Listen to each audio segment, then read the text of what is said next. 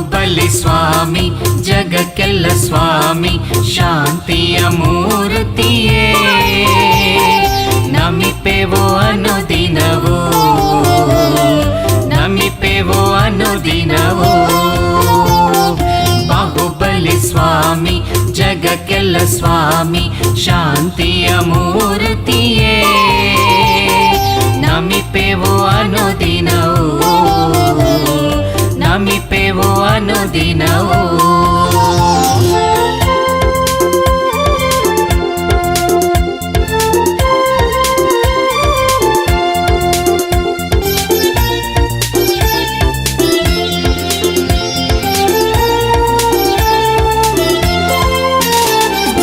ಆದಿನಾಥ ಕುವರ ಭರತನ ಸೋದರ ಸೋದರನ ಗೆತೆಯಲ್ಲ ರಾಜ್ಯವನ್ನೇ ಕೊಟ್ಟೆಯಲ್ಲ ರಾಜ್ಯವನ್ನೇ ಕೊಟ್ಟೆಯಲ್ಲ ಆದಿನಾಥ ಕುವರ ಭರತನ ಸೋದರ ನಮೋ ಸಿದ್ಧಾಣಂ ನಮೋ ಐರ್ಯಾಣಂ ನಮೋ ವಜ್ರಾಯಾಣಂ ನಮೋ ಲೋಯೇ ಸವಸಾವುಣಂ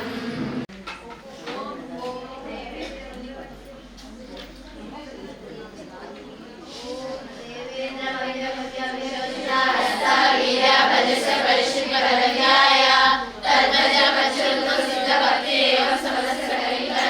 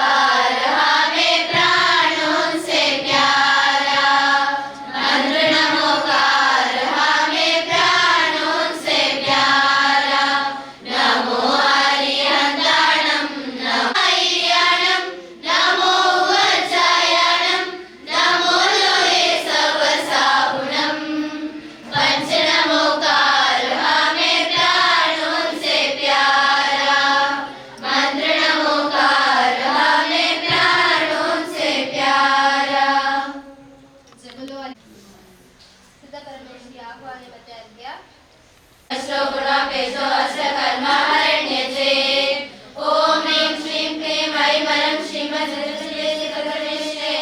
अत्र समर्षटाह्वानम् अत्रातिषट् सन्निधीकरणम् गङ्गादितीर्थपावनपहेरि सद्गङ्गलानि मलालपहेरि अच्छेमि नित्यं परमट्टसिद्धे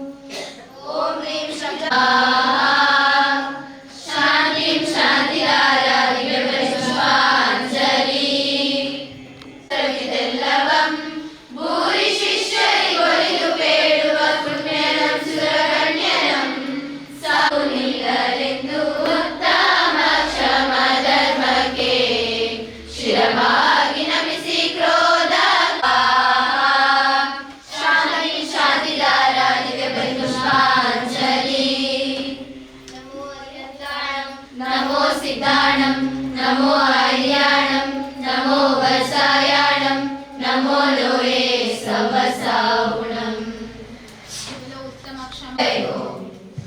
ಮಾಧವ ಧರ್ಮದ ಆಹ್ವಾನಿತ ಜಯಂತ್ಯ वर्तमानं सुकागारं माधव कृपयान्वितं पूजयामागाय अत्र अवत्र संवर्षटाह्वानम् अत्र तिष्ठषट्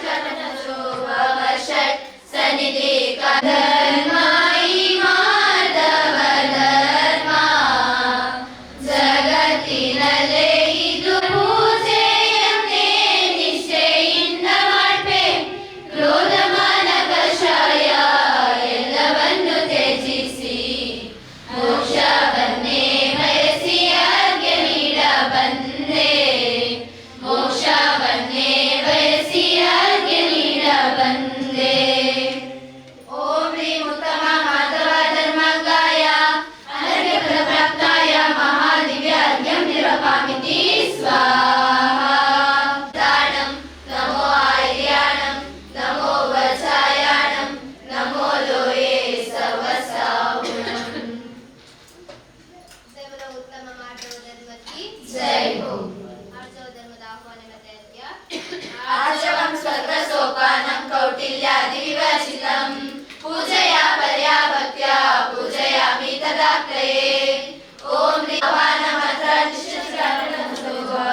षट् सन्निधि ಆಜವಧರ್ಮನೆನೆಯುವ ಓ ಮನುಜ ಸುಳಿವ ಮೋಸ ವಂಚನೆಯ ತೊರೆಯುವ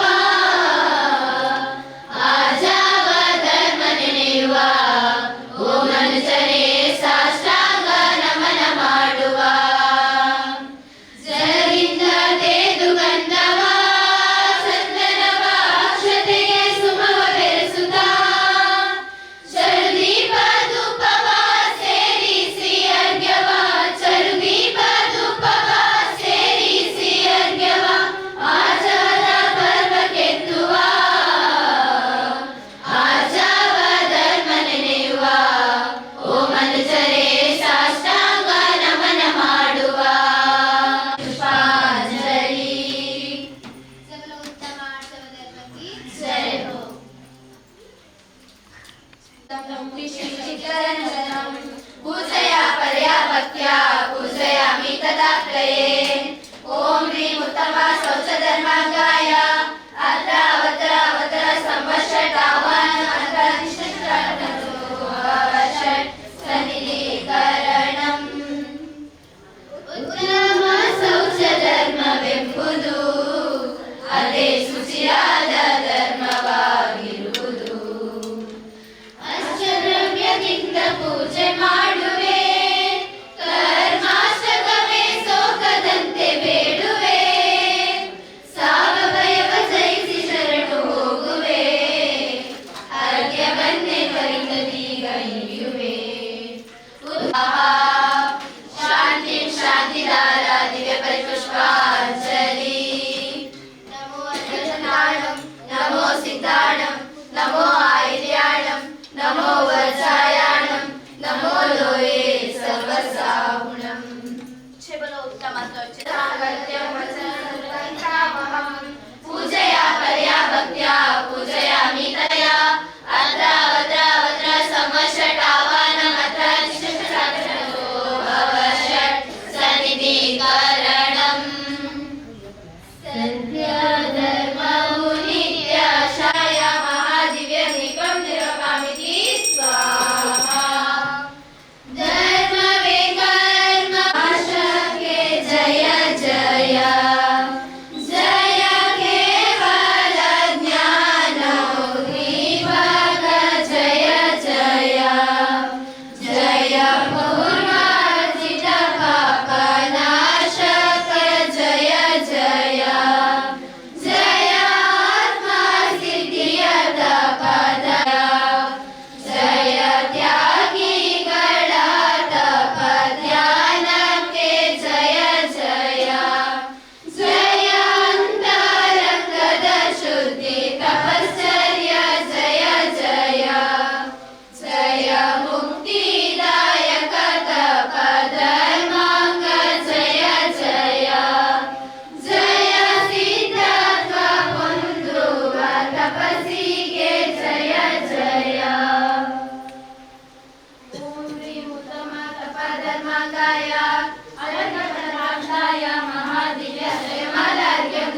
रूपकामिति स्वाहा शांतिं शांतिधारा मंत्र का जाप करो कौशल से मिले किनारा नमो हरिहंताणं नमो सिद्धाणं नमो आर्याणं नमो वज्रायाणं नमो लोये सर्वसाहुणं नमो लोये सर्वसाहुणं जय बोलो उत्तम तपोधर्म की जय हो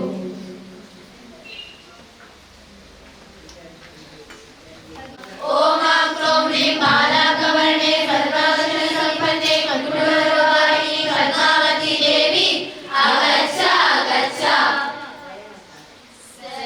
अर्घ्यमुपाद्य गणिन्दलि परि परि पूजिसुवे नाये परि परि पूजिसुवे ಬಂಧುರ ಜಲ ಜಲ ಗಂಧಾಕ್ಷತೆಗಳ ಚಂದ್ರನ ಸುಮಚರೂಪಗಳಲ್ಲಿ ಮಹಾ ಮಂಗಳ ದ್ಯವನೆತ್ತಿ ತಾರೆ ಮಂಗಳ ದ್ಯವನೆತ್ತಿ ಓಂ ಶ್ರೀ ಬಾಲಕವರ್ಣೆ ಪದ್ಮಾವತಿ ದೇವಿ ಅರ್ಘ್ಯಂ ಸಮರ್ಪಯಾಮಿ ಸ್ವಾಹಾ शान्तिं शान्तिदाता शक्ति पद्मावती नमोस्तुते परशपद्माम्बे पालिसबे कुशगदाम्बे वरविಟ್ಟು सकल भाग्यकळा ಕೊಡುವ ನೀನಾಂಬೆ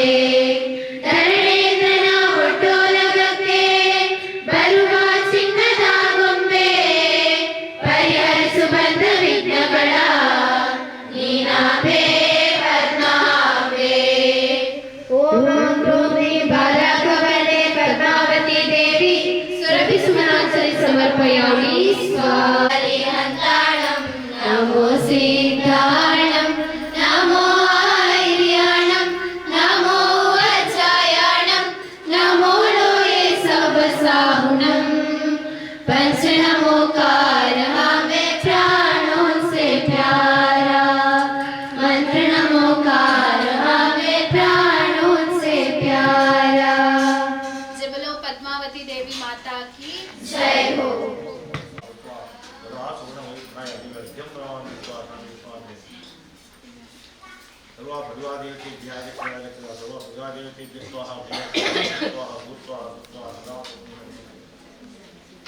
होमयमनलवेदि चतुर्भारपालिकेभ्यादित्यादित्या होमान् चतुर्भारपालिकेभ्यो दिव्य अर्घ्यं रवामि होमयमनलवेदि चतुर्भारपालिकेभ्यो दिव्य अर्घ्यं रवामि होमाय चतुर्भारपालिकेभ्यो दिव्य अर्घ्यं नमोन् देहि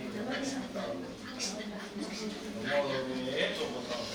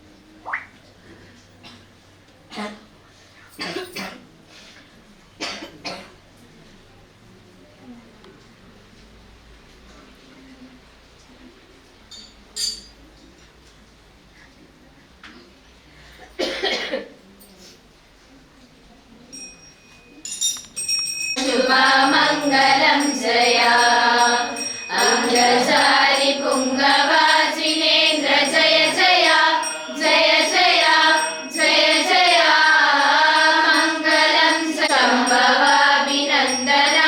सुमति जय जय जय जय जय जय मङ्गलं जया शुभमङ्गलं जया विश्व जय जय चन्द्रनाथ पुष्पदन्त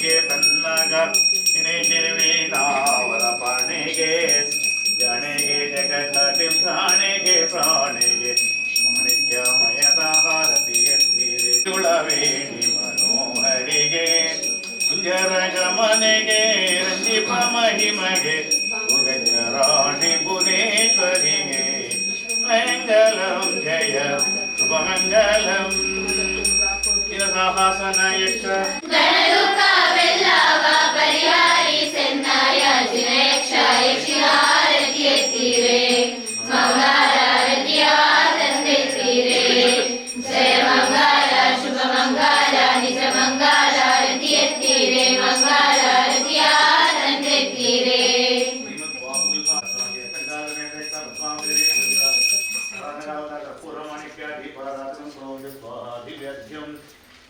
शांतिधारय पुष्पाञ्जले नमो ऐदन्तां नमो आर्याणं नमो वज्रायाणं नमो लोकेश्वरसावनं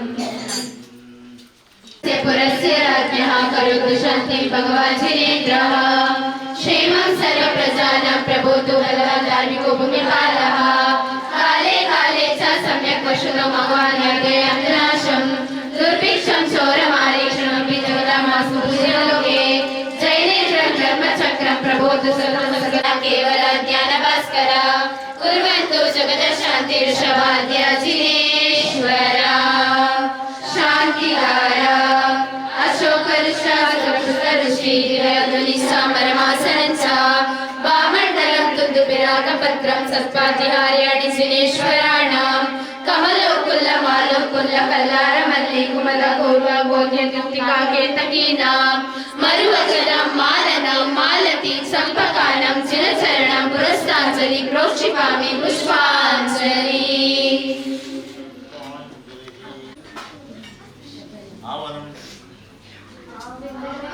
स्थापनं चैव सकतापं सोपसारणीना पूजनं तु विसर्जनम् अष्टशीतिसुराहुतो शिष्टहार्तो भूपूजने इष्टं तुष्टयन्तु यथायथं मन्त्रहीनं क्रियाहीनं द्रव्यहीनं कृतं पुनर्य विसर्जनम्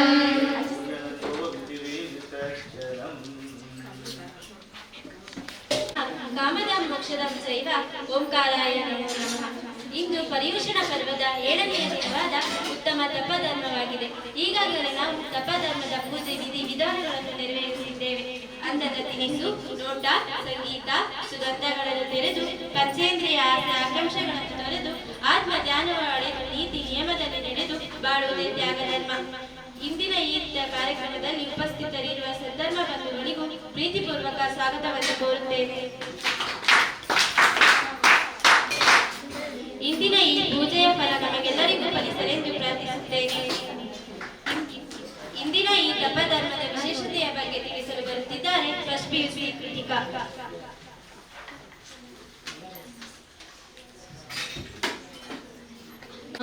ಇವತ್ತು ನಾವು ಉತ್ತಮ ತಪಧರ್ಮವನ್ನು ಆಚರಿಸುತ್ತೇವೆ. ಉತ್ತಮ ತಪಧರ್ಮ ಎಂದರೆ ಬಾಹ್ಯ ಕಾರ್ಯಗಳಿಂದ ಇಚ್ಛೆಯನ್ನು ಕಳೆದು ಏಕಾಂತ ಚಿತ್ತನಾಗಿ ಉಪವಾಸ ಮೊದಲಾದವುಗಳನ್ನು ಮಾಡುವುದಕ್ಕೆ ತಪ ಎಂದು ಹೇಳುತ್ತಾರೆ.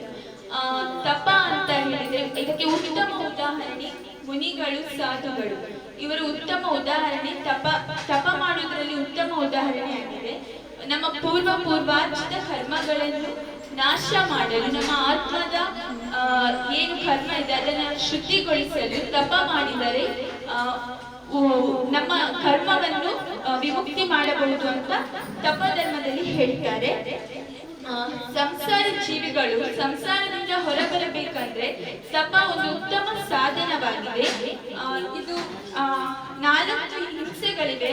ಒಂದು ಆರಂಭ ಹಿಂಸೆ, ವಿರೋಧಿ ಹಿಂಸೆ, ಉದ್ಯೋಗ ಹಿಂಸೆ, ಸಂಕಲ್ಪ ಹಿಂಸೆ. ಈ 3 ಹಿಂಸೆಗಳನ್ನು ನಾವು ತಪ ಜಪ ಮಾಡಿ ಹೇಗಾದರೂ ನಾಶ ಮಾಡಬಹುದು. ಆದರೆ ಸಂಕಲ್ಪ ಹಿಂಸೆಯನ್ನು ಏನೇ ಮಾಡಿದರೂ ಅದು ತಪ ಮಾಡಿದರೆ ನಾಶ ಮಾಡಲು ಸಾಧ್ಯವಿಲ್ಲ. ಅದನ್ನು ಅನುಭವಿಸಿಯೇ ತೀರಬೇಕು ಎಂದು ತಿಳಿಸಿದ್ದಾರೆ.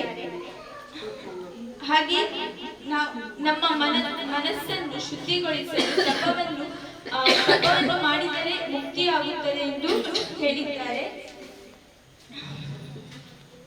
ಪರ್ಯುಷಣ ಪರ್ವದ 7ನೇ ದಿನವಾದ ಇಂದು ಉತ್ತಮ ತಪ ಧರ್ಮವನ್ನು ಆಚರಿಸಲಾಗುತ್ತಿದೆ.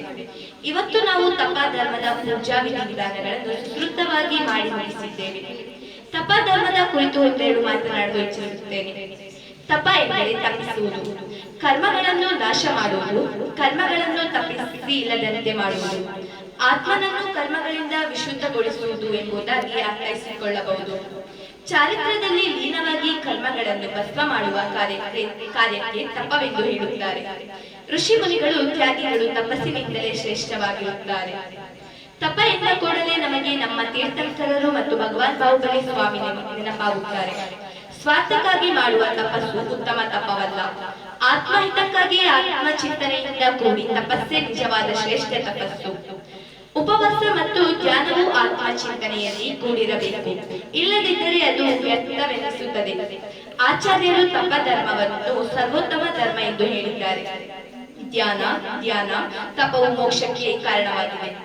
ಮೊದಲನೆಯದಾಗಿ ತಪವನ್ನು ಯಾವ ರೀತಿ ಮಾಡಬೇಕೆಂಬುದನ್ನು ತಿಳಿದುಕೊಳ್ಳಬೇಕು. ಇದಕ್ಕಾಗಿ ಉಪವಾಸವನ್ನು ಮಾಡುವಾಗ ಮನ, ವಚನ, ಕಾಯ ಶುದ್ಧಿಯನ್ನು ಕಾಯ್ದುಕೊಳ್ಳಬೇಕು. ಕೇವಲ ಒಂದು ಆಸೆಯ ಪೂರೈಕೆಗಾಗಿ ಉಪವಾಸ ಮಾಡಿ ಸಿಟ್ಟಿನಿಂದ ಅನ್ನಾಹಾರವನ್ನು ಬಿಟ್ಟು ಕ್ರೋಧದ ಉಪವಾಸಕ್ಕಾಗಿ ತಪವನ್ನು ಮಾಡುವುದು ತಪವೆನಿಸುವುದಿಲ್ಲ. ಹಾಗೂ ಉತ್ತಮ ತಪವನ್ನು ಮಾಡಿದ ಮೇಲೆಯೂ ಕಾಮ, ಕ್ರೋಧ, ಮಯ, ಮತ್ಸರಕ್ಕೆ ಒಳಗಾಗುವುದರಿಂದ ತಪವು ವ್ಯಕ್ತವಾಗುತ್ತದೆ. ಜೀವನವನ್ನು ಉನ್ನತದ ಕಡೆಗೆ ಒಯ್ಯಲು ತಪವು ಒಂದು ಸರಳ ಉಪಾಯವಾಗಿದೆ. ಇಲ್ಲಿಯವರೆಗೆ ಆಗಿರುವ ಎಲ್ಲಾ ಮಹಾಪುರುಷರು ತಪವನ್ನು ತಮ್ಮದಾಗಿಸಿಕೊಂಡೇ ಮಹಾಪುರುಷರಾಗಿದ್ದಾರೆ. ತಪವು ಜೀವನದ ಅತ್ಯಂತ ಮಹತ್ವಪೂರ್ಣ ಅಂಗವಾಗಿದೆ. ಸಂಸಾರದಿಂದ ವಿರಾಮ ಪಡೆಯಲು ಇರುವ ಒಂದು ಉಪಾಯವೆಂದರೆ ಅದು ತಪವಾಗಿದೆ. ನಾವು ತಪ ಮಾಡಿಲ್ಲ ಅಂದ್ರೆ ಯಾವ ಕಾರ್ಯವನ್ನು ಸಿದ್ಧಿ ಮಾಡಕ್ಕೆ ಆಗಲ್ಲ. ಸೂರ್ಯನು ತಪಸ್ಸು ಮಾಡುತ್ತಾನೆ, ಆದ್ದರಿಂದ ಎಲ್ಲರಿಗೂ ಬೆಳಕು ನೀಡುತ್ತಾನೆ. ಹಾಗೆಯೇ ಭೂಮಿಯು ತಪಿಸುತ್ತದೆ, ಆದ್ದರಿಂದ ಭೂಮಿಯ ಮೇಲೆ ಬೆಳೆಯನ್ನು ಬೆಳೆಯಲು ಸಹಾಯ ಮಾಡುತ್ತದೆ. ಕುಂದು ಆಚಾರ್ಯರು ಸಹ ತಮ್ಮ ಕುರುಳ್ ಎಂಬ ಕಾವ್ಯದಲ್ಲಿ ಭೂಮಿ ಎಷ್ಟು ತಪಸ್ಸು ಮಾಡುತ್ತದೋ ಅಷ್ಟೇ ಬೆಳೆ ಉತ್ಪನ್ನವಾಗುತ್ತದೆ. ಆ ಸ್ಥಾನದಲ್ಲಿ ಬಿತ್ತಿದ ಬೀಜ ಶೀಘ್ರವೇ ಫಲ ನೀಡಲು ಸಮರ್ಥವಾಗುತ್ತದೆ ಎಂದು ಹೇಳಿದ್ದಾರೆ. ಭಗವಾನ್ ಋಷಭನಾಥರು ಭರತ ಚಕ್ರವರ್ತಿಯ ಸ್ವಪ್ನಗಳ ಫಲವನ್ನು ವಿವರಿಸುವಾಗ ದೊಡ್ಡ ಆನೆಯು ಹೊರಬಹುದಾದಷ್ಟು ಭಾರವನ್ನು ಕುದುರೆಯ ಮೇಲೆ ಹಾಕಿದಾಗ ಅದು ಬಾಗಿ ಹೋಗುತ್ತದೆ. ಹಾಗೆಯೇ ಸಾಧ್ಯವನ್ನು ತಪ್ಪದಾರದಂತಹ ಸಾಧುಗಳಿಗೆ ಮಾತ್ರ ಸಾಧ್ಯ ಎಂದಿದ್ದಾರೆ. ತಪಸ್ಸಿನಿಂದಲೇ ಕರ್ಮಗಳೆಲ್ಲ ನಾಶವಾಗಿ ಕೇವಲ ಜ್ಞಾನ ಲಭಿಸುತ್ತದೆ. ಆದ್ದರಿಂದ ಮಹತ್ವವನ್ನು ಬಿಟ್ಟು ಶ್ರೀಜನ ಧರ್ಮದಲ್ಲಿ ದೃಢವಾದ ನಂಬಿಕೆಯನ್ನಿಟ್ಟು ಜೈನ ಧರ್ಮದ ಮಹತ್ವಗಳನ್ನು ಅರಿತು ಚೆನ್ನಾಗಿ ಮನವಿ ಮಾಡಿಕೊಂಡು ತಪಸ್ಸನ್ನು ಆಚರಿಸಬೇಕು. ಈ ಉತ್ತಮ ತಪ ಗುಣ ಪ್ರಾಪ್ತವಾದರೆ ನಿಮ್ಮ ಜೀವನವು ಸಾರ್ಥಕವೆನಿಸುತ್ತದೆ ಮತ್ತು ಮೋಕ್ಷ ದೊರೆಯುತ್ತದೆ. ಆದ್ದರಿಂದ ನಿಮಗೆಲ್ಲರಿಗೂ ಆದಷ್ಟು ವ್ರತ ನಿಯಮಗಳನ್ನು ಪಾಲಿಸಿ, ಇದರಿಂದ ನಿಮಗೆ ಪುಣ್ಯ ಪ್ರಾಪ್ತಿಯಾಗುತ್ತದೆ ಅಂತ ಹೇಳಿ ನನ್ನ ಈ ಪುಟ್ಟ ಭಾಷಣಕ್ಕೆ ಪೂರ್ಣ ವಿರಾಮವನ್ನು ನೀಡುತ್ತೇನೆ. ಜೈ ಉತ್ತಮ ತಪ ಧರ್ಮಕ್ಕೆ. ನಮ್ಮ ಜೀವನದಲ್ಲಿ ಅಳವಡಿಸಿಕೊಳ್ಳಬೇಕೆಂದು ಹೇಳಿದ ಪ್ರಜ್ಞಾ ಇವರಿಗೆ ಧನ್ಯವಾದಗಳು. ಸವಿಸ್ತರವಾಗಿ ಧರ್ಮದ ಬಗ್ಗೆ ವಿವರಣೆ ನೀಡಲು ಮಾಲತಿ ಮ್ಯಾಮ್ ಇವರನ್ನು ಕೈಗೊಳ್ಳಿಕೊಳ್ಳಿ. ಓಂ ನಮಃ ಸಿದ್ಧೇಭ್ಯ ಓಂ ನಮಃ ಸಿದ್ಧೇಭ್ಯ.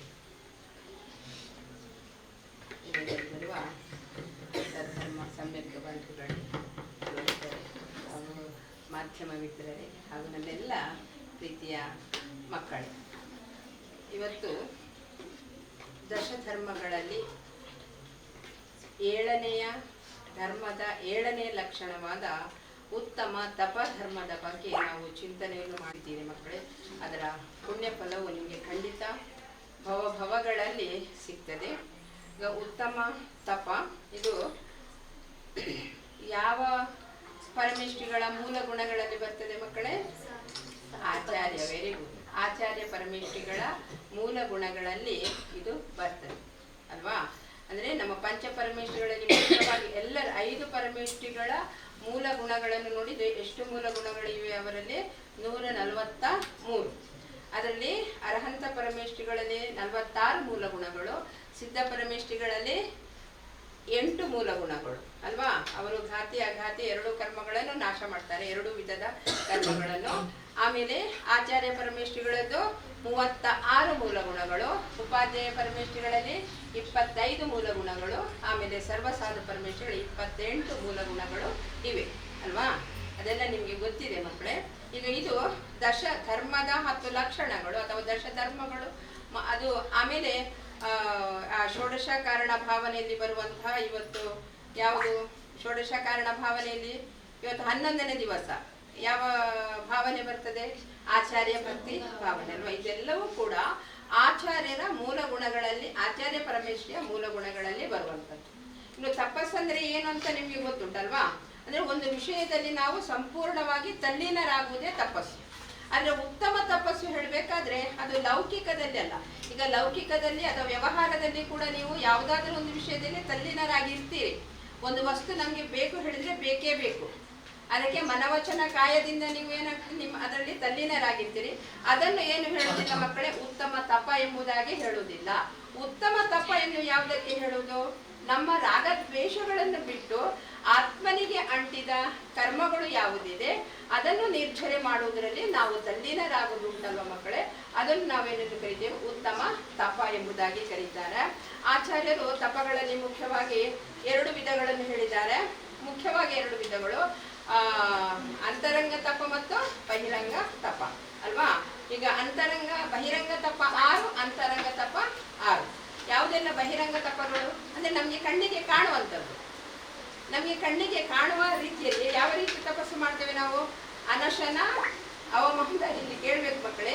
ವೃತ್ತಿ ಪರಿಸಂಖ್ಯಾನ, ರಸಪರಿತ್ಯಾಗ, ವಿವಿಕ್ತ ಶಯ್ಯಾಸನ ಮತ್ತು ಕಾಯಕ್ಲೇಶ. ಇದನ್ನು ಒಂದೊಂದೇ ವಾಕ್ಯದಲ್ಲಿ ಅದರ ಡೆಫಿನಿಷನ್ ಹೇಳ್ತೇನೆ, ನಮ್ಮ ಅರ್ಥ ಹೇಳ್ತೇನೆ ನಿಮಗೆ. ಈಗ ಅನಶನ ಹೇಳಿದ್ರೇನು? ಅಶನ ಹೇಳಿದ್ರೆ ಊಟ ಅಲ್ವಾ? ಅನಶನ ಹೇಳಿದ್ರೇನು? ಉಪವಾಸ, ಊಟ ಮಾಡದೇ ಇರುವುದನ್ನು ನಾವೇನು ಕರಿತೇವೆ? ಅನಶನ ಎಂಬುದಾಗಿ ಕರಿತೇವೆ ಅಲ್ವಾ? ಇದು ಮೊದಲೇ ಹೇಳಿದ್ದೇನೆ, ಇದು ಯಾರ ಲಕ್ಷಣಗಳು? ತ್ಯಾಗಿಗಳದ್ದು.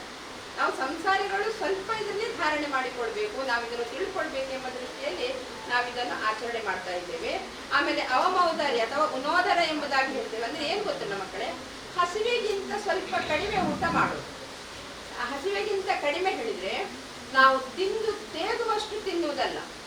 ಈಗ ನೀವು ವ್ಯವಹಾರದಲ್ಲಿ ಕೂಡ ಮಕ್ಕಳೇ, ನೀವು ಸಂಜೆ ಊಟ ಇರ್ಬೋದು, ರಾತ್ರಿ ಫಲಾರ ಇರ್ಬೋದು, ಗಟ್ಟಿಯಾಗಿ ತಿಂದ್ರೆ ಏನಕ್ಕೆ ಮತ್ತೆ ಓದ್ಲಿಕ್ಕಾಗುದು, ನಿದ್ದೆ ಬರ್ತದೆ ಅಲ್ವಾ? ಹಾಗೆ ಇಲ್ಲಿ ಕೂಡ ಮುನಿಗಳು ಕೂಡ ಅಷ್ಟು ಏನು ತಮ್ಮ ಹೊಟ್ಟೆ ಓವರ್ಲೋಡ್ ಆಗುವಷ್ಟು ಅವರು ತಿನ್ನುವುದಿಲ್ಲ. ಯಾಕಂದ್ರೆ ಹಾಗೆ ತಿಂದ್ರೆ ಅವರಿಗೆ ಮತ್ತೆ ತಪಸ್ಸು ಮಾಡಲಿಕ್ಕೆ ಆಗುಲ್ಲ. ಹಸಿವೆಗಿಂತ ಸ್ವಲ್ಪ ಕಡಿಮೆ ತಿನ್ನುವುದು, ಅದನ್ನು ಅವಮೌದಾರ್ಯ ಎಂಬುದಾಗಿರ್ತೇವೆ. ಆಮೇಲೆ ವೃತ್ತಿ ಪರಿಸಂಖ್ಯೆ ಅಂತ ಹೇಳಿದ್ರೆ ಅವರು ಆಹಾರ ಮುದ್ರೆಯನ್ನು ಹಿಡ್ಕೊಂಡು ಹೋಗುವಾಗ ಮಕ್ಕಳೇ ಅವರೊಂದು ನಿಯಮವನ್ನು ಪಾಲನೆ ಮಾಡ್ತಾರೆ. ಆ ನಿಯಮವನ್ನು ಪಾಲನೆ ಅವರ ಮನಸ್ಸಲ್ಲಿ ಎಣಿಸಿಕೊಳ್ತಾರೆ.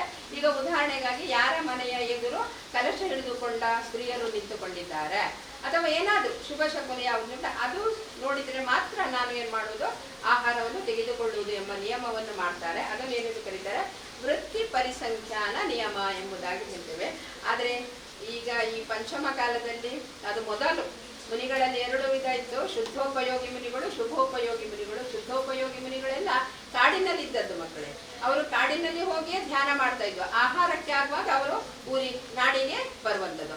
ಆಗ ಅವರು ಈ ನಿಯಮಗಳನ್ನೆಲ್ಲ ಇಟ್ಟುಕೊಂಡು ಬರುತ್ತಿದ್ರು. ಈಗ ಶುದ್ಧೋಪಯೋಗಿ ಮುನಿಗಳಿಗೆ ಪಂಚಮ ಕಾಲದಷ್ಟೆಲ್ಲ ಮಾಡ್ಲಿಕ್ಕೆ ಆಗುದಿಲ್ಲ, ಅದನ್ನ ನೆನಪಿಟ್ಟುಕೊಳ್ಳಿ. ಆಮೇಲೆ ರಸಪರಿತ್ಯಾಗ. ರಸಪರಿತ್ಯಾಗ 6 ಷಡ್ ರಸಗಳು ಇವೆ ಅಲ್ವಾ? ಹುಳಿ, ಉಪ್ಪು, ಖಾರ, ಸಿಹಿ ಇದೆಲ್ಲ ಉಂಟಲ್ಲ, ಅದನ್ನೆಲ್ಲ ತ್ಯಾಗ ಮಾಡುವಂಥದ್ದು. ಮತ್ತೆ ವಿವಿಕ್ತ ಶಯ್ಯಾಸನ ಹೇಳಿದ್ರೆ ಏಕಾಂತ ಸ್ಥಳದಲ್ಲಿ ಕುಳಿತುಕೊಳ್ಳುವುದು ಅಥವಾ ಮಲಗುವುದು. ನಮ್ಮ ಹಾಗೆ ನಮಗೆ ಬೇಕಾದ ಹಾಗೆ ಮಗುಲು ಬದಲಾಯಿಸಿ ಬೇಕಾದ ಹಾಗೆ ಪೊಸಿಷನ್ ಅಲ್ಲಿ ಮಲಗಲಿಕ್ಕೆಲ್ಲ ಅವರೊಂದು ನಿಯಮ ಮಾಡಿಕೊಳ್ತಾರೆ. ಅಂದ್ರೆ ಯಾಕೆ ಗೊತ್ತುಂಟಾ? ಮನಸ್ಸನ್ನು ತನ್ನ ಹಿಡಿತದಲ್ಲಿ ಇಟ್ಟುಕೊಳ್ಳಲು ಇದನ್ನೆಲ್ಲ ಮಾಡುವಂಥದ್ದು. ಆಮೇಲೆ ಕಾಯಕ್ಲೇಶ. ಕಾಯಕ್ಲೇಶ ಅಂದ್ರೆ ಶರೀರ ದಂಡನೆ ಮಾಡುವುದು. ತನ್ನ ಕರ್ಮಗಳನ್ನೆಲ್ಲ ನಾಶ ಮಾಡುವುದಕ್ಕಾಗಿ, ಆತ್ಮ ಕಲ್ಯಾಣಕ್ಕಾಗಿ ವ್ರತಾದಿ ನಿಯಮಗಳನ್ನು ಅವರು ಏನ್ ಮಾಡುವುದು? ಆಚರಣೆ ಮಾಡುವುದು. ಇದನ್ನು ನಾವೇನು ಕರೀತೇವೆ? ಕಾಯ ಕ್ಲೇಶ. ಕಾಯ ಹೇಳಿದ್ರೆ ಶರೀರ, ಕ್ಲೇಶಗಳು ಹೇಳಿದ್ರೆ ಅದಕ್ಕೆ ಅದನ್ನು ದಂಡಿಸುವುದು, ಶರೀರವನ್ನು ದಂಡಿಸುವುದು. ನಾವು ಸ್ವಲ್ಪ ಕೂಡ ಶರೀರ ದಂಡನೆಗೆ ಹೋಗುವುದಿಲ್ಲ. ಒಂದು ಸ್ವಲ್ಪ ಕಲ್ಲೆಡವಿದ್ರು ಕೂಡ ಮಕ್ಕಳೇ ನಮ್ಗೆ ಏನಾಗ್ತದೆ? ತುಂಬಾ ಬೇಜಾರಾಗ್ತದೆ ಅಲ್ವಾ? ಆದ್ರೆ ತ್ಯಾಗಿಗಳು, ಮುನಿಗಳು ಹಾಗಲ್ಲ. ಎಷ್ಟು ಕಷ್ಟ ಬಂದರೂ ಕೂಡ ಅದನ್ನು ಅವ್ರು ಏನ್ ಮಾಡ್ತಾರೆ? ಸಹಿಸಿಕೊಂಡು ಆತ್ಮ ಧ್ಯಾನವನ್ನು ಮಾಡ್ತಾ ಇರ್ತಾರೆ. ಇದು ಬಹಿರಂಗ ತಪ 6 ಆಯ್ತಾ. ಇನ್ನು ಅಂತರಂಗ ತಪ ಹೇಳಿದ್ರೆ ಯಾವುದು? ಅಂತರಂಗದ ನೋಡಿ, ಹೊರಗಿಂದ ಮಾತ್ರ. ಈಗ ನಾವು ಉಪವಾಸ ಕೂತ್ಕೊಂಡು ಮನಸ್ಸಿನಲ್ಲಿ ಇಲ್ಲದ ಕ್ಲೇಶಗಳನ್ನು ಕ್ರೋಧಾದಿ ಕಷಾಯಗಳನ್ನು ಇಟ್ಟುಕೊಂಡು ಏನು ಪ್ರಯೋಜನ ಇಲ್ಲ ಮಕ್ಕಳೇ. ಕೆಲವು ಸಲ ನಾವು ಹೇಳ್ತೇವೆ ನಾನು ಉಪವಾಸ ಮಾಡಿದ್ದೇನೆ ಆದರೆ ಸಿಟ್ಟು ಮಾಡ್ತೇವೆ. ಹಾಗೆ ಮಾಡಿದ್ರೆ ಅದು ಯಾವ ಫಲ ಕೂಡ ಇಲ್ಲ. ಅದಕ್ಕೆ ಅಂತರಂಗದಲ್ಲಿ ಕೂಡ ಏನಿರ್ಬೇಕಮ್ಮ, ತಪಸ್ಸು ಇರಬೇಕು. ಯಾವ ರೀತಿ ಪ್ರಾಯಶ್ಚಿತ್ತ, ಮೊದಲನೇದಾಗಿ ನಾವು ಗೊತ್ತಿದ್ದೋ ಗೊತ್ತಿಲ್ಲದೆಯೋ ತಪ್ಪುಗಳನ್ನು ಮಾಡಿದ್ರೆ ನಾವು ಅದಕ್ಕೆ ಕ್ಷಮೆಯನ್ನು ಕೇಳಬೇಕು. ಮುನಿಗಳಂತವರಲ್ಲಿ ಆಚಾರ್ಯರವರಿಗೆ ಪ್ರಾಯಶ್ಚಿತ್ತವಾಗಿ ದೊಡ್ಡ ದೊಡ್ಡ ಶಿಕ್ಷೆ ಕೊಡ್ತಾರೆ. ಈಗ ಉದಾಹರಣೆಗಾಗಿ 3 ದಿವಸ ಆಹಾರ ತೆಗೆದುಕೊಳ್ಬಾರ್ದು, ಅಥವಾ 1008 ಸಲ ನಮೋಕಾರ ಮಂತ್ರ ಪಠಣ ಮಾಡಬೇಕು, ಹೀಗೆ ಪ್ರಾಯಶ್ಚಿತ್ತವನ್ನು ಅವರು ತೆಗೆದುಕೊಳ್ತಾರೆ. ಆಮೇಲೆ ವಿನಯ ಹೇಳಿದ್ರೆ ಹೇಗೆ, ರತ್ನತ್ರಯ ಧಾರಿಯ, ಯಾರಿಗೆ ವಿನಯವನ್ನು ಸೂಚಿಸಬೇಕು ನಾವು? ರತ್ನತ್ರಯ ಧಾರಿಗಳಾದ ಮುನಿಗಳಿಗೆ, ತ್ಯಾಗಿಗಳಿಗೆ, ಶ್ರಾವಕರಿಗೆ, ಸಜ್ಜನರಿಗೆ ವಿನಯವನ್ನು ಸೂಚಿಸಬೇಕು. ದುರ್ಜನರಿಗೆ ವಿನಯ ತೋರಿಸುವುದಲ್ಲ, ಅದರಲ್ಲಿ ಕೂಡ ಪಾತ್ರತೆ ಉಂಟು, ಅದನ್ನು ನೆನಪಿಕೊಳ್ಳಿ. ಆಮೇಲೆ ವೈಯಾವೃತ್ಯ, ತ್ಯಾಗಿಗಳ ಸೇವೆ ಮಾಡುವಂಥದ್ದು. ತ್ಯಾಗಿಗಳು ಹೇಳಿದ್ರೆ ಏನು, ಸಾಲಿಡ್ ಇದ್ದವರು ಅಥವಾ ಸಣ್ಣ ಪ್ರಾಯದಲ್ಲಿ ಇದ್ದವರನ್ನು ಅವರ ಮುನಿಗಳ ಸೇವೆ ಮಾಡ್ಬೇಕಂದಲ್ಲ. ವೃದ್ಧರು ಯಾರಿದ್ದಾರೆ, ಆಮೇಲೆ ಅವರಿಗೆ ವಯೋಸಹಜ ಕಾಯಿಲೆಗಳಿದ್ರೆ ಅವರ ಸೇವೆಯನ್ನು ನಾವು ಮಾಡಬೇಕು. ಅದರಲ್ಲಿ ಯಾವುದೇ ಹೇಸಿಗೆಯನ್ನು ಪಡಬಾರ್ದು. ಆಮೇಲೆ ಮನೆಯಲ್ಲಿ ಕೂಡ ಹಾಗೆ ಹಿರಿಯರಿಗೆ ಅವರ ಸೇವೆಗಳನ್ನೆಲ್ಲ ಮಾಡಬೇಕು ನಾವು, ಅದಕ್ಕೆ ವೈಯಾವೃತ್ಯ ಹೇಳ್ತೇವೆ. ಆಮೇಲೆ ಸ್ವಾಧ್ಯಾಯ ನೋಡಿ, ಸ್ವಾಧ್ಯಾಯ ಪರಮ ತಪ ಹೇಳ್ತಾರೆ ಮಕ್ಕಳು. ಎಲ್ಲದಕ್ಕಿಂತ ತಪದಲ್ಲಿ ಉತ್ತಮವಾದ ಬರುವುದು ಸ್ವಾಧ್ಯಾಯ. ಸ್ವಾಧ್ಯಾಯ ಹೇಳಿದ್ರೆ ಏನು, ಶಾಸ್ತ್ರ ಓದುವುದು, ಶಾಸ್ತ್ರ ಕೇಳುವುದು, ಆ ಮೂಲಕ ನಮ್ಮ ಆತ್ಮನ ಏನ್ ಮಾಡುದು, ಉದ್ಧಾರವನ್ನು ಮಾಡಿಕೊಳ್ಳುವುದು, ನಮ್ಮ ಆತ್ಮನನ್ನು ಮೋಕ್ಷದ ಕಡೆಗೆ ಗಮನಿಸುವ ಹಾಗೆ ಮಾಡುವುದು, ಇದು ಸ್ವಾಧ್ಯಾಯ. ಅದು ವೆರಿ ಇಂಪಾರ್ಟೆಂಟ್, ಆಯ್ತಾ. ನೋಡಿ, ಒಬ್ಬರಿಗೆ ಇಲ್ಲಿ ಒಂದು ಘಟನೆ ಹೇಳ್ತಾರೆ. ಒಬ್ಬರಿಗೆ ಒಂದು ಶಾಸ್ತ್ರ ಸಿಕ್ಕಿತ್ತಂತೆ, ಅದನ್ನು ಏನ್ ಮಾಡುವುದೆಂದು ಗೊತ್ತಾಗಲ್ಲ. ಅವ್ರು ಏನ್ ಮಾಡಿದ್ರು ಹೇಳಿದ್ರೆ, ಆಚಾರ್ಯ ಕುಂದ ಆಚಾರ್ಯರಿಗೆ ಕೊಂಡೋಗಿ ಕೊಟ್ಟಿರುತ್ತೆ.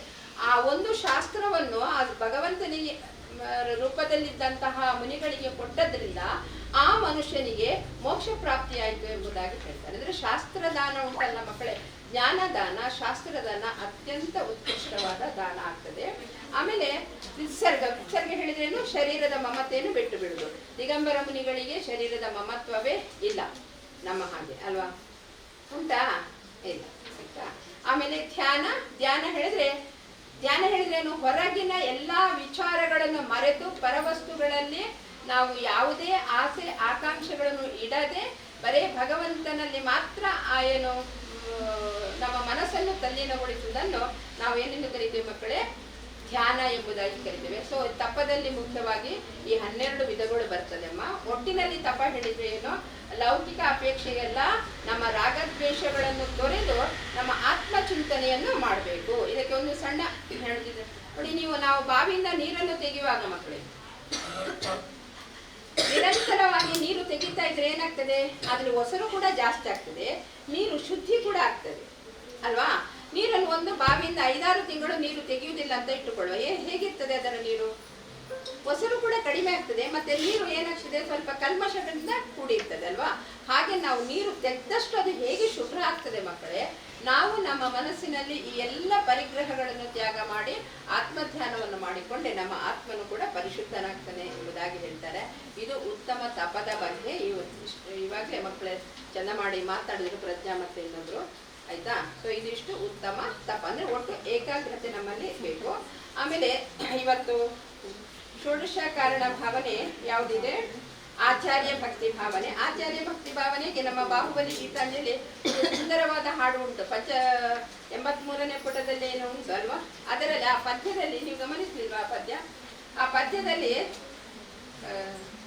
ಅರ್ಥ ಸಮೇತ ಕೊಟ್ಟಿದ್ದಾರೆ ನೋಡಿ. ಫಸ್ಟ್ ಇದು ಯಾವುದು, ಅರ್ಹಂತ ಪರಮೇಶಿದು ಯಾರ ಜ್ಞಾನ ಅಲ್ವಾ, ಅದು ಕೊಟ್ಟಿದ್ದಾರೆ. ಆಮೇಲೆ ಆಚಾರ್ಯರದು ನೋಡಿ, ಆಚಾರ್ಯರದು ಕುಂಬಾರಗಡಿಗೆ ತಿದ್ದುವಂತೆ ಶಿಷ್ಯರನ್ನು ತಿದ್ದುತ್ತ ಮೋಕ್ಷ ಮಾರ್ಗದಲ್ಲಿ ನಿತ್ಯ ದೋಷ ಮುಕ್ತಿಗೊಳಿಸುತ್ತ ಯಾರ ಸಮಯ ಸ್ವಪರಹಿತದ ಮಾರ್ಗದಲ್ಲಿ ತೊಡಗಿದೆ ಅಂತ ಆ ಆಚಾರ್ಯರಲ್ಲಿ ನನ್ನ ತಲೆಯು ಬಾಗಿದೆ ಯಾರು ಶಿಷ್ಯ ವೃಂದಕ್ಕೆಲ್ಲ ನಿತ್ಯ ಕೃಪೆಯ ಮಾಡುತ್ತ ಅವರ ಹಿತವ ಬಯಸಿ ಶಿಕ್ಷೆ ದೀಕ್ಷೆಯನ್ನು ನೀಡುತ್ತ ಯಾರ ಶ್ರೀ ವಿಹಾರದಿಂದ ಜಗಕ್ಕೆ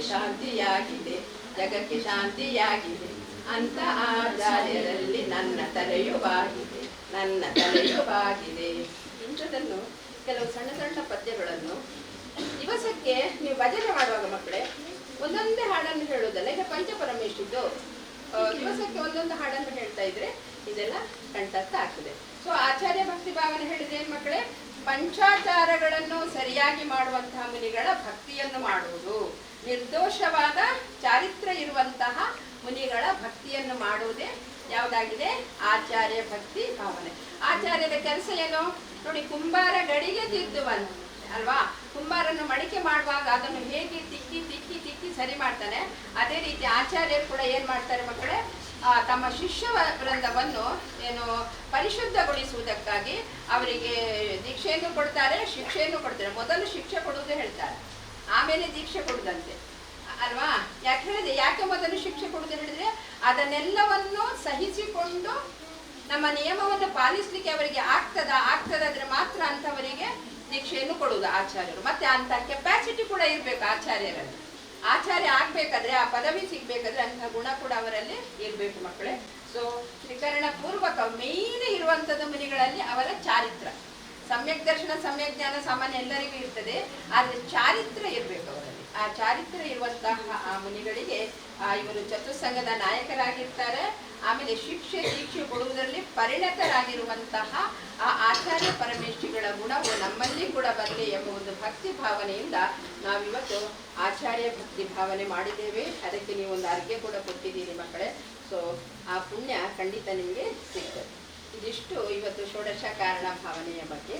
ಇನ್ನು ನಿನ್ನೆಯ ಸುಗಂಧ ದಶಮಿಯ ಬಗ್ಗೆ ಯಾಕೆ ಹೇಳಿದ್ರು ಮಕ್ಕಳಿಗೆ ಒಂಚೂರು ಹೇಳಿ ಅಂತ. ನಿನ್ನೆ ನಾನು ಹೇಳುವವಳು, ಆದರೆ ನಿಮಗೆ ಪಾಪ ಶಾಲೆಯ ಕೆಲಸ ಇರುವಾಗ ಅದೆಲ್ಲ ಸ್ವಲ್ಪ ಉದ್ದ ಉಂಟು, ಕಷ್ಟ ಆಗ್ಬೋದು ಎಂಬ ಒಂದು ದೃಷ್ಟಿಯಿಂದ ನಾನು ಫೋನ್ ಮಾಡಿ ಕೂಡ ಹೇಳಲಿಲ್ಲ ಮಕ್ಕಳೇ. ನಿಜವಾಗಿಯೂ ಸುಗಂಧ ದಶಮಿ ಮಾಡಿದ್ದೀರಿ. ಹೌದು, ಯಾಕೆ ಮಾಡಿದ್ದೀರಿ? ವೆರಿ ಗುಡ್, ಮಾಡಿದ್ದೀರಿ. ಯಾಕೆ ಮಾಡಿದ್ದೀರಿ? ಅದರ ಹಿನ್ನೆಲೆ ಏನು? ಸುಗಂಧ ದಶಮಿಯ ಹಿನ್ನೆಲೆ ಏನು? ದಶಮಿ ಹೇಳಿದ್ರೆ ನಮ್ಮ 10, ದಶಮಿ ದಶ 10, ಸುಗಂಧ ಹೇಳಿದ್ರೇನು? ಪರಿಮಳ. ಸುಗಂಧ ಹೇಳಿದ್ರೆ ಪರಿಮಳ. ನೀವು ಧೂಪ ಎಲ್ಲ ಹಾಕಿದ್ದೀರಲ್ವಾ, ನಿಜವಾಗಿಯೂ ಆ ನಿನ್ನೆ ದಿವಸ ಆ ಧೂಪದ ಇದು ಉಂಟಲ್ವಾ, ಪರಿಮಳ ಇಡೀ ಬೆಳಿಗ್ಗಿಂದ ಸಂಜೆವರೆಗೆ ಮನೆಯಲ್ಲಿ ಇರಬೇಕು. ಯಾಕಂದ್ರೆ ಸಕಾರಾತ್ಮಕ ಏನು ಎನರ್ಜಿಯನ್ನು ಕೊಡ್ತದೆ ಅಂತ, ಸಕಾರಾತ್ಮಕ ಎನರ್ಜಿಯನ್ನು ಕೊಡ್ತದೆ. ಎಲ್ಲ ನೆಗೆಟಿವ್ ಎನರ್ಜಿ ಅದರಿಂದ ಹೊರಟು ಹೋಗ್ತದೆ ಎಂಬುದಾಗಿ ಹೇಳ್ತಾರೆ. ಇದಕ್ಕೆ ಒಂದು ಸಣ್ಣ ಯಾವ ಘಟನೆಯಿಂದ ಇದು ಪ್ರಾರಂಭ ಆಯಿತು ಎಂಬುದನ್ನು ಹೇಳ್ತೇನೆ ಮಕ್ಕಳೇ. ಅಂದ್ರೆ ಕೆಲವು ಸಲ ನಮಗೆ ಮರ್ತು ಹೋಗ್ತದೆ. ಹಿಮಾಚಲ ಪರ್ವತದಲ್ಲಿ ಬರ್ತದೆ, ಅಲ್ಲಿ ಅದು ಎಲ್ಲಿರುವುದು, ರಾಜಗೃಹದಲ್ಲಿ ಇರುವುದು. ಆಗ ಅವರ ಸಂವತ್ಸರಣ ಬಂದಾಗ ಮಕ್ಕಳೇ, ಅಲ್ಲಿ ಶ್ರೇಣಿಕ ಮಹಾರಾಜರು ರಾಜನಾಗಿದ್ದರು. ಶ್ರೇಣಿಕ ಮಹಾರಾಜರ ರಾಣಿ ಯಾರಾಗಿದ್ದರು? ಚೇಳಿನಿ ಅಲ್ವಾ, ಚೇಳಿನ ದೇವಿ. ನಮ್ಮ ಸ್ವಾಮೀಜಿಯವರು ಯಾವಾಗ ಹೇಳ್ತಾ ಇರ್ತಾರೆ ಅದರ ಬಗ್ಗೆ. ಅವರು ಏನು ಹೇಳಿದ್ರು, ಎಲ್ಲರೂ ಬಂದು ಸೇವಕರು ಬಂದು ಹೇಳಿದ್ರು, ಮಹಾರಾಜರೇ ಸಂವತ್ಸರಣ ಬಂದಿದೆ. ಎಲ್ಲರೂ ಹೋಗಿ ಅವರಿಗೆ ತಮ್ಮ ಭಕ್ತಿಯನ್ನು ಅರ್ಪಿಸ್ತಾ ಇದ್ದಾರೆ ಎಂಬುದಾಗಿ. ಇವನಿಗೆ ಶ್ರೇಣಿಕನಿಗೆ ಕೂಡ ಬಹಳ ಸಂತೋಷ ಆಗ್ತದೆ. ಸಿಂಹಾಸನದಿಂದ 7 ಹೆಜ್ಜೆ ಮುಂದೆ ಹೋಗಿ ಸಂವತ್ಸರಣದ ಹತ್ರ ಅವರು ಏನ್ ಮಾಡ್ತಾರೆ, ನಮಸ್ಕಾರವನ್ನು ಮಾಡಿ ಅವರು ಯಾರಿದ್ದಲ್ಲಿ ಹೋಗ್ತಾರೆ, ಸಂವತ್ಸರಣದಲ್ಲಿಗೆ ಭಗವಾನ್ ಮಹಾವೀರ ಸ್ವಾಮಿ ಇದ್ದಲ್ಲಿಗೆ ಹೋಗ್ತಾರೆ. ಹೋದಾಗ ಅವ್ರು ಏನ್ ಹೇಳ್ತಾರೆ, ಚೇಳಿನ ದೇವಿ ಹೇಳಿದ್ರೆ, ಭಗವಾನ್ ನನಗೆ ಜೀವನದಲ್ಲಿ ಸುಖ ಪ್ರಾಪ್ತಿಯಾಗುವುದಕ್ಕೆ ಮತ್ತು ಅಜ್ಞಾನದಿಂದ ಮಾಡಿದ ಏನಾದರೂ ಪಾಪಗಳಿದ್ದರೆ ಅದರ ಶಮನಕ್ಕಾಗಿ ಏನಾದರೂ ಒಂದು ವ್ರತ ಕೊಡಿ, ಒಂದು ನೋಂಪಿಯನ್ನು ಮಾಡುವ ಹಾಗೆ ಹೇಳಿ ಎಂಬುದಾಗಿ ಹೇಳ್ತಾರೆ. ವ್ರತವನ್ನು ಹೇಳ್ತಾರೆ. ಆಗ ಮಹಾವೀರ ಸ್ವಾಮಿ ಹೇಳ್ತಾರೆ, ಅದಕ್ಕೆ ಅವ್ರು ಏನು ಹೇಳ್ತಾರೆ, ನೀವು ಸುಗಂಧ ದಶಮಿಯನ್ನು ಆಚರಣೆ ಮಾಡಿ ಎಂಬುದಾಗಿ ಹೇಳ್ತಾರೆ. ಸುಗಂಧ ದಶಮಿ, ಅದಕ್ಕೆ ಯಾಕೆ ಆ ಹೆಸರು ಬಂದೇ ನಂತರ ಹೇಳ್ತೇನೆ, ಕಥೆ ಹೇಳಿದೆ. ಸುಗಂಧ ದಶಮಿಯನ್ನು ಆಚರಣೆ ಮಾಡಿ ಹೇಳ್ತಾರೆ. ಅದಕ್ಕೆ ಇವರು ಕೇಳ್ತಾರೆ, ಅದು ಸುಗಂಧ ದಶಮಿಯನ್ನು ಯಾಕೆ ಆಚರಣೆ ಮಾಡೋದು, ಅದರ ವಿಧಿವಿಧಾನಗಳು ಯಾವುದು, ಹೇಗೆ ಮಾಡಬೇಕು, ಅದರ ಫಲ ಏನು ಎಂಬುದಾಗಿ ಕೇಳುವಾಗ ಮಹಾವೀರ ಸ್ವಾಮಿ ಅದರ ಕಥೆಯನ್ನು ಈ ರೀತಿಯಾಗಿ ಹೇಳ್ತಾರೆ ಮಕ್ಕಳೇ. ಅಲ್ಲಿ ಶಿವಮಂದಿರ ನಗರ ಎಂಬಲ್ಲಿ ಆ ರಾಜಗೃಹದಲ್ಲಿ ಅಲ್ಲಿ ನಾಗದತ್ತ ಮತ್ತು ಧನದತ್ತೆ ಎಂಬ, ನಾಗದತ್ತ ರಾಜಶ್ರೇಷ್ಠಿಯವನು, ಅವರ ಹೆಂಡತಿ ಹೆಸರು ಧನದತ್ತೆ. ಅವರಿಗೆ ಮನೋರಮೆ ಎಂಬ ಮಗಳಿದ್ದಳು. ಇದನ್ನು ಗಮನವಿಟ್ಟು ಕೇಳಿ. ಮನೋರಮೆ ಹೇಗಿದ್ಲು ಮಕ್ಕಳೇ, ಬಹಳ ಚೆಲುವೆ ಅವಳು, ಸುರಸುಂದರಿ. ನೋಡಿ, ಅವಳ ಹತ್ರ ಎಲ್ಲವೂ ಇತ್ತು, ರೂಪಮದವೂ ಇತ್ತು, ಧನಮದವೂ ಇತ್ತು ಅಲ್ವಾ. ಶ್ರೇಷ್ಠಿಯ ಮಗಳಲ್ವ ಅವಳು, ಸಂಪತ್ತು ಬೇಕಾದಷ್ಟು ಇತ್ತು, ಸೌಂದರ್ಯ ಕೂಡ ಇತ್ತು ಅವಳ ಹತ್ರ. ಅದೇ ರೀತಿ ಎಲ್ಲ ಕಲೆಗಳಲ್ಲಿ ಅವರು ಪಾರಂಗತಳಾಗಿತ್ತು. ಅದರಿಂದ ಒಂದು ರೀತಿಯ ಅಹಂಕಾರ ಇತ್ತು ಅವಳಿಗೆ. ಅಷ್ಟೊತ್ತಿಗೆ ಅಲ್ಲಿಗೆ ಸುಗುಪ್ತಾಚಾರ್ಯರು ಅಲ್ಲಿಗೆ ಬರ್ತಾರೆ, ವಿಹಾರಕ್ಕೆ ಅಲ್ಲಿಗೆ ಬರ್ತಾರೆ. ಇವಳು ತನ್ನ ಅಹಂಕಾರದಿಂದ ಅವರಿಗೆ ಆಹಾರ ಎಲ್ಲ ಕೊಡುವಾಗ, ಆಹಾರ ಕೊಟ್ಟಾದ ನಂತರ ಏನ್ ಮಾಡ್ತಾಳಿದ್ರೆ, ಅವಳು ವೀಳ್ಯದೆಲೆಯನ್ನು ಜಗೀತಾ ಇದ್ದು, ವೀಳ್ಯದೆಲೆಯನ್ನು ಜಗೀತಾ ಇದ್ದವಳು ಅದರ ಉಗುಳು ಉಂಟಲ್ವಾ, ಅದನ್ನು ಮುನಿಗಳ ಮೇಲೆ ಉಗುಳಿತು. ಆದ್ರೆ ಮುನಿಗಳು ಏನು ಹೇಳಿಲ್ಲ ನೋಡಿ, ಸಂಯಮ ಧಾರಣೆ ಮಾಡಿದ್ರು. ನಿನಯ ಧರ್ಮ ಸಂಯಮ ಧರ್ಮ ಅಲ್ವಾ, ಸಂಯಮ ಧಾರಣೆ ಮಾಡಿದ್ರು. ಅವರು ಏನು ಅದಕ್ಕೆ ಪ್ರತ್ಯುತ್ತರವನ್ನು ಕೊಡಲಿಲ್ಲ. ಇದರ ಫಲವಾಗಿ ಮನೋರಮೆಯು ನೆಕ್ಸ್ಟ್ ಇನ್ನೊಂದು ಜನ್ಮದಲ್ಲಿ ತಿರಿಯಂಚ ಗತಿಯಲ್ಲಿ ಹುಟ್ಟಿದಳು. ಆ ಪಾಪಕರ್ಮ ನೋಡಿ, ಎಲ್ಲಿಗೆ ಹೋಗ್ಬೇಕಿತ್ತು, ಅವಳು ಮೇಲೆ ಮೇಲೆ ಹೋಗ್ಬೇಕಿತ್ತಲ್ವಾ, ಆದ್ರೆ ತಿರಿಯಂಚ ಗತಿಯಲ್ಲಿ ಹುಟ್ಟಿದ್ದು. ತಿರಿಯಂಚ ಗತಿಯಲ್ಲಿ ಮೊದಲನೇದಾಗಿ ಬೇರೆ ಬೇರೆ ಊರುಗಳಲ್ಲಿ ಕತ್ತೆಯಾಗಿ ಜನಿಸಿದ್ದು, ಆಮೇಲೆ ನಾಯಿಯಾಗಿ ಜನಿಸಿದ. ನಾಯಿ ಕೂಡ ಹೇಗೆ ನಮ್ಮ ಚಂದದ ನಾಯಿಯಲ್ಲ, ಅದು ಮೈಯಲ್ಲೆಲ್ಲ ಕಜ್ಜಿಯೆಲ್ಲ ಬಿದ್ದು ಬಹಳ ದುರ್ಗಂಧ ಬರುವಂತಹ ನಾಯಿ ಅದು. ಆಮೇಲೆ ಹಂದಿಯಾಗಿ ಜನಿಸಿದ್ದು ಯಾರು, ಮನೋರಮೆ. ಆಯ್ತಾ, ಈಗ ಆ ಹಂದಿ ಜನ್ಮದಲ್ಲಿ ಮಕ್ಕಳೇ, ಅದು ವಾಸ ಮಾಡುತ್ತಿದ್ದ ಸ್ಥಳದಲ್ಲಿ ಒಂದು ಬಸದಿ ಇತ್ತು. ಬಸದಿಗೆ ದಿವಸಗಳು ಜನರು ಹೋಗ್ತಾರೆ ಬರ್ತಾರೆ ಅಲ್ವಾ. ಆಮೇಲೆ ಬಸದಿಯಲ್ಲಿ ಪುರೋಹಿತರ ಮಂತ್ರ ಪಠಣ ಆಗುವುದು, ಅಲ್ಲಿ ಗಂಟೆ ಬಾರಿಸುವುದು ಎಲ್ಲ ಅವಳಿಗೆ ಯಾವುದೇ ಹಂದಿಗೆ ಕೇಳ್ತದೆ. ಇದನ್ನು ಕೇಳಿದ ಕೂಡಲೇ ಅದಕ್ಕೆ ಶುಭ ಭಾವನೆ ಆಯ್ತು. ಆ ಶುಭ ಭಾವನೆಯಿಂದ ಅದು ಏನೋ ಇದು ಜೀವ ಅದು ಸತ್ತು ಹೋಗ್ತದೆ. ಮರು ಜನ್ಮದಲ್ಲಿ ಮಗಧ ದೇಶದ ವಸಂತ ತಿಲಕಪುರದ ವಿಜಯಸೇನೆ ಮತ್ತು ವಸಂತ ತಿಲಕೆಯ ಮಗಳಾಗಿ ಜನಿಸಿದಳು. ಈಗ ಈ ಭವದಲ್ಲಿ ಅವಳು ನೋಡ್ಲಿಕ್ಕೆ ಬಹಳ ಚಂದ ಇತ್ತು, ಆದ್ರೆ ಅವಳ ಶರೀರ ಎಲ್ಲ ದುರ್ಗಂಧ ವಾಸನೆ. ಪ್ರಾಯ ಆದ ಹಾಗೆ ಮಕ್ಕಳವಳು ಚಂದ ಆಗ್ತಾ ಹೋದ್ಲು, ಆದ್ರೆ ದೇಹದ ವಾಸನೆ ಕೂಡ ಅಷ್ಟು, ಅದರ ಕೆಟ್ಟ ವಾಸನೆ ಅದು ಕೂಡ ಜಾಸ್ತಿ ಆಗ್ತಾ ಹೋದ್ಲು. ಮದುವೆ ಆಗ್ಲಿಕ್ಕೆ ಪ್ರಪೋಸಲ್ ವರ ಬಂದ್ರೂ ಕೂಡ ಅವಳನ್ನು ನೋಡಿ ಒಪ್ತಾರೆ, ಆದ್ರೆ ಶರೀರದಿಂದ ಬರುವ ವಾಸನೆಯಿಂದ, ಕೆಟ್ಟ ವಾಸನೆಯಿಂದ ಯಾರು ಮದುವೆ ಆಗ್ಲಿಕ್ಕೆ ಒಪ್ಪಲಿಲ್ಲ. ಈಗ ಅಂತ ಸಂದರ್ಭದಲ್ಲಿ ಅಲ್ಲಿ ಸಾಗರ ಸೇನ ಎಂಬ ಭಟ್ಟಾರಕರು, ಅಂದ್ರೆ ಮೊದಲು ಮುನಿಗಳಿಗೆ ಭಟ್ಟಾರಕರ ಅಂತ ಹೇಳ್ತಿದ್ದು, ಮುನಿಗಳು ಅಲ್ಲಿಗೆ ಬಂದ್ರು. ಈಗ ಸಾಗರ ಸೇನರ ಹತ್ರ ಇವನು ಕೇಳ್ತಾನೆ, ವಿಜಯಸೇನ ಮಹಾರಾಜ ಕೇಳ್ತಾನೆ, ಸ್ವಾಮಿ ಮಹಾರಾಜರೇ, ನನ್ನ ಮಗಳು ಅವಳಿಗೆ ಹುಟ್ಟುವಾಗಲೇ ದುರ್ಗಂಧಿನಿ ಅಂತ ಹೆಸರಿಟ್ಟಿದ್ದಾರೆ. ಅವ್ರು ಹೇಳ್ತಾರೆ, ದಿನದಿಂದ ದಿನಕ್ಕೆ ಇವಳು ಚಂದ ಆಗ್ತಾಳೆ, ಬಟ್ ಶರೀರದ ವಾಸನೆ ಮಾತ್ರ ದಿನದಿಂದ ದಿನಕ್ಕೆ ಅದು ಕೆಟ್ಟ ವಾಸನೆ ಬರ್ತಾ ಉಂಟು, ಇದಕ್ಕೆ ಕಾರಣ ಏನು ಎಂಬುದಾಗಿ ಕೇಳ್ತಾರೆ. ಆಗ ಭಟ್ಟಾರಕರು ಅವರ ಪೂರ್ವ ಜನ್ಮದಲ್ಲಿ ಏನು ಮಾಡಿದ್ದು, ಯಾರೋ ಸುಗುಪ್ತಾಚಾರ್ಯರಿಗೆ ಯಾವ ರೀತಿ ಹಿಂಸೆ ಕೊಟ್ಟಿದ್ದು, ಅವರನ್ನು ಹೇಗೆ ಇನ್ಸಲ್ಟ್ ಮಾಡಿದ್ದು, ಅವಮಾನ ಮಾಡಿದ್ದು, ಅದನ್ನು ಕಥೆಯನ್ನು ಎಲ್ಲ ಹೇಳ್ತಾರೆ. ಹಾಗಾದ್ರೆ ಇದಕ್ಕೆ ಪರಿಹಾರ ಇಲ್ವಾ ಹೇಳಿದ್ರು. ಪರಿಹಾರ ಇದೆ. ಅದಕ್ಕೆ ಅವ್ರು ಏನ್ ಹೇಳಿದ್ರೆ, ಸುಗಂಧ ನೋಂಪಿಯನ್ನು ನೀವು ಆಚರಣೆ ಮಾಡಬೇಕು ಎಂಬುದಾಗಿ ಹೇಳಿದ್ರು. ಈ ಸುಗಂಧ ನೋಂಪಿ ಹೇಳಿದ್ರೆ ಏನು ಗೊತ್ತಲ್ಲ ಮಕ್ಕಳೇ, 10 ದಿವಸ ನಡೆಯುವಂತಹ ನೋಂಪಿ. ಇದು ಪ್ರತಿ ವರ್ಷವೂ ಕೂಡ ಭಾದ್ರಪದ ಮಾಸದ ಶುಕ್ಲ ಪಕ್ಷದ ದಶಮಿಯ ದಿನದಂದು ಇದನ್ನು ನಾವು ಪ್ರಾರಂಭ ಮಾಡುವ ನಿನ್ನೆಯ ದಿನ. ಪ್ರತಿ ವರ್ಷ ಕೂಡ ಭಾದ್ರಪದ ಮಾಸದಲ್ಲಿ ನಾವು ಆಚರಣೆ ಮಾಡುವಂತ ಪರ್ವ ಉಂಟಲ್ಲಮ್ಮ, ಆ 10ನೆಯ ದಿವಸದಂದು, ನಿನ್ನೆಯ ದಿವಸ, ಸಂಯಮ ಧರ್ಮ ಬರ್ತದೆ ದಶಮಿಯಂದು, ಆ ನಿನ್ನೆಯ ದಿವಸ ನಾವು ಅದನ್ನು ಪ್ರಾರಂಭ ಮಾಡುದು. ಅದನ್ನು ಇಂದು ನೆನಪಿಟ್ಟುಕೊಳ್ಳಿ. ದಶಲಕ್ಷಣ ಪರ್ವ ಬರುವಾಗ ಅರ್ಥ ಆಯ್ತಲ್ವಾ, ದಶಮಿಯ ದಿವಸ ಅದು ಪ್ರಾರಂಭ ಆಗುದು. ಈಗ ಯಾವ ತೀರ್ಥಂಕರ ಹೆಸರಿನಲ್ಲಿ, ದಶಮ ತೀರ್ಥಂಕರರ ಹೆಸರಲ್ಲಿ. 10ನೇ ತೀರ್ಥಂಕರು ಯಾರು, ಶೀತಲನಾಥ. 10ನೇ ತೀರ್ಥಂಕರಾದ ಶೀತಲನಾಥರಿಗೆ ನಾವು ಏನ್ ಮಾಡ್ಬೇಕು, ಆ ದಿವಸ ಅಂದ್ರೆ ನಿನ್ನೆ ದಿವಸ ಪ್ರಾರಂಭ ಮಾಡ್ಬೇಕು. ಅಷ್ಟವಿಧಾರ್ಚನೆ ಪೂಜೆಯನ್ನು ಮಾಡಬೇಕು. ಅವರಿಗೆ ಪಂಚಾಮೃತ ಅಭಿಷೇಕವನ್ನು ಮಾಡಿ ಅಷ್ಟವಿಧಾರ್ಚನೆ ಪೂಜೆಯನ್ನು ಮಾಡಿ ನಾವು ಏನ್ ಮಾಡ್ಬೇಕು, ಈ ಸುಗಂಧ ದಶಮಿಯನ್ನು ನಾವು ಪ್ರಾರಂಭ ಮಾಡಬೇಕು, ವ್ರತವನ್ನು ಪ್ರಾರಂಭ ಮಾಡಬೇಕು. ಇದು ಸುಗಂಧ ದಶಮಿಯ ವ್ರತದ ಹಿನ್ನೆಲೆ, ಕತೆ ಹೀಗೆ ಹೋಗ್ತದೆ.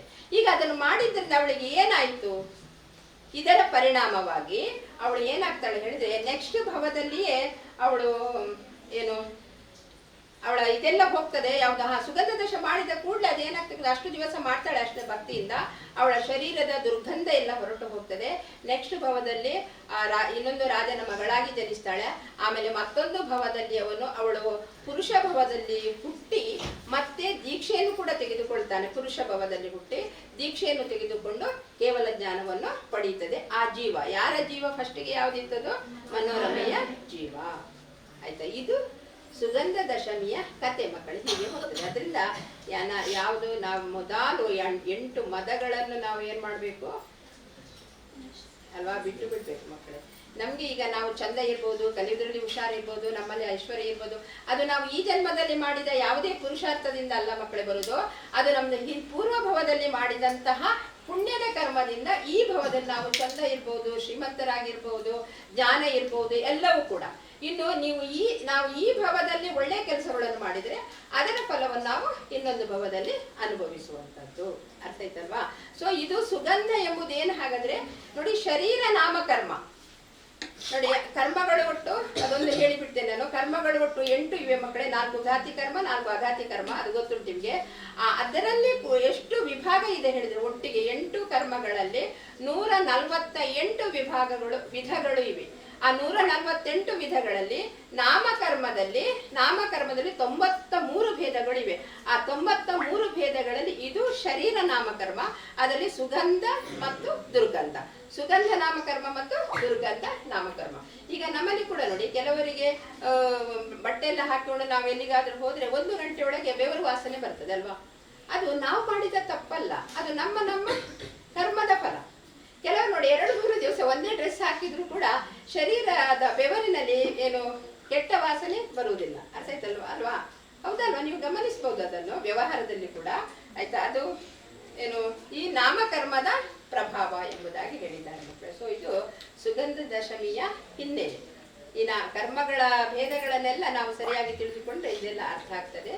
ಸೊ ಎಲ್ಲರಿಗೂ ಕೂಡ ಈ ಉತ್ತಮ ತಪಧರ್ಮ ಹಾಗೂ ಆಚಾರ್ಯ ಭಕ್ತಿ ಭಾವನೆ, ಇದನ್ನು ನೀವು ಇವತ್ತು ಒಳ್ಳೆ ರೀತಿಯಲ್ಲಿ ಪೂಜೆಯೆಲ್ಲ ಮಾಡಿದ್ದೀರಿ. ನಿಮಗೆ ದೇವರು ಭಗವಂತನು ನಿಮ್ಮ ಸಕಲ ಇಷ್ಟಾರ್ಥಗಳನ್ನೆಲ್ಲ ಈಡೇರಿಸಲಿ ಮಕ್ಕಳೇ. ನಿಮ್ಮ ವಿದ್ಯಾಭ್ಯಾಸದಲ್ಲಿ ಕೂಡ ನೀವು ಮುಂದುವರಿತಾ ಹೋಗಿ ಆ ಭಗವಂತನ ಕರುಣಿಸಲಿಕ್ಕಾಗಿ ದೇವರಲ್ಲಿ ಪ್ರಾರ್ಥಿಸುತ್ತಾ ನನ್ನೆರಡು ಮಾತುಗಳನ್ನು ಮುಗಿಸ್ತೇನೆ. ಎಲ್ಲರಿಗೂ ಜೈ ಜೈ.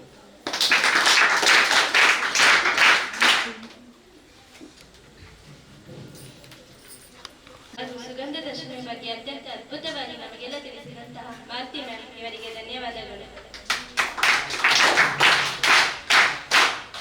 ಇಷ್ಟು ಹೊತ್ತು ಪೂಜೆಯನ್ನು ಅಚ್ಚುಕಟ್ಟಾಗಿ ನೆರವೇರಿಸಿಕೊಟ್ಟಂತಹ ಬಾಹುಬಲಿ ಇಂಡಿಯಾ ಅವರಿಗೂ ಧನ್ಯವಾದಗಳು.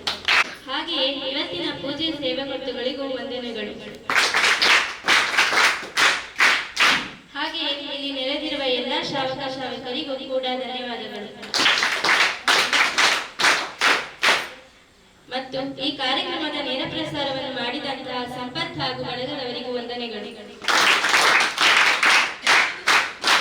ಓಂ ನಮಃ ಸಿದ್ದೇಭ್ಯ, ಓಂ ನಮಃ ಸಿದ್ದೇಭ್ಯ, ಓಂ ನಮಃ ಸಿದ್ದೇಭ್ಯ. ಜೈ ಜಿನೇಂದ್ರ. ಜೈ ಬಲೋ ಉತ್ತಮ ತಪಧರ್ಮಿ ಜೈ ಹೋ.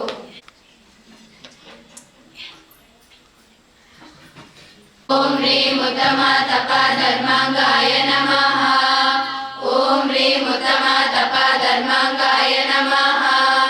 ಓಂ ಹ್ರೀಂ ಉತ್ತಮ ತಪಧರ್ಮಾಂಗಾಯ ನಮಃ. ಓಂ ಹ್ರೀಂ ಉತ್ತಮ ತಪಧರ್ಮಾಂಗಾಯ ನಮಃ. ಓಂ ಹ್ರೀಂ ಉತ್ತಮ ತಪಧರ್ಮಾಂಗಾಯ ನಮಃ. ಓಂ ಹ್ರೀಂ ಉತ್ತಮ ತಪಧರ್ಮಾಂಗಾಯ ನಮಃ.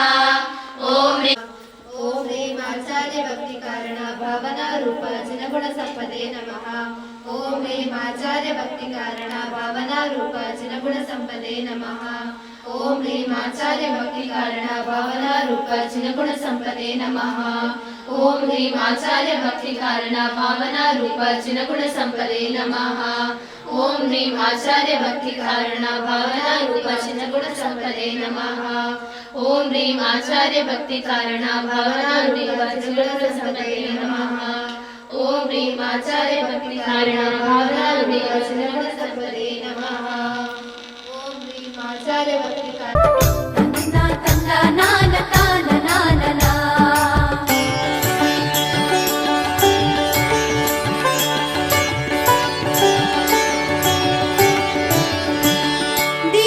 ಕಾರಣ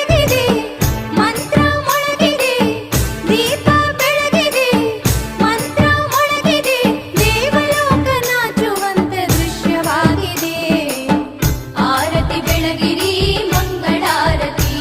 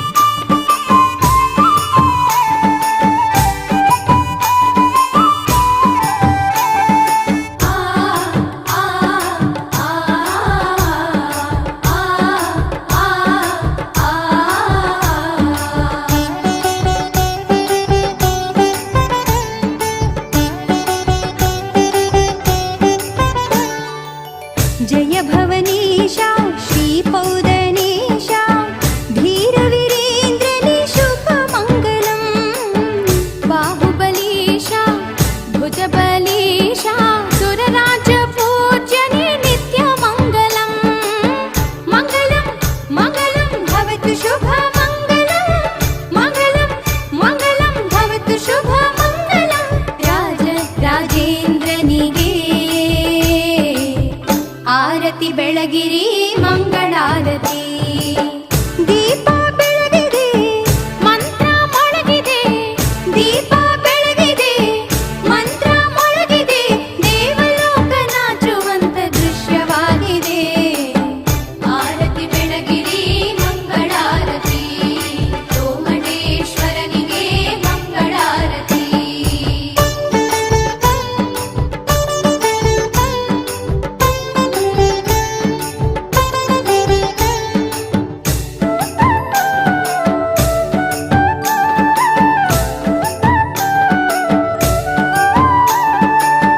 ಲೋಕದ ಕಣ್ಮಣಿ ವಿಂಧ್ಯ ಚೂಡಾಮಣಿ ರಾಜ ವಂದಿತಗೆ ಜಯ ಮಂಗಲಂ. ಭಾರತೇಶ್ವರ ಗೋಮಟೇಶ್ವರ ದಿವ್ಯ ಜ್ಞಾನಿಗೆ ನಿತ್ಯ ಮಂಗಲಂ. ಮಂಗಲಂ ಮಂಗಲಂ ಭವತು ಶುಭ ಮಂಗಲಂ, ಮಂಗಲಂ ಮಂಗಲಂ ಭವತು ಶುಭ ಮಂಗಲಂ. ನಾಗಸುರನರ ವಂದ್ಯಗೆ ಆರತಿ ಬೆಳಗಿರಿ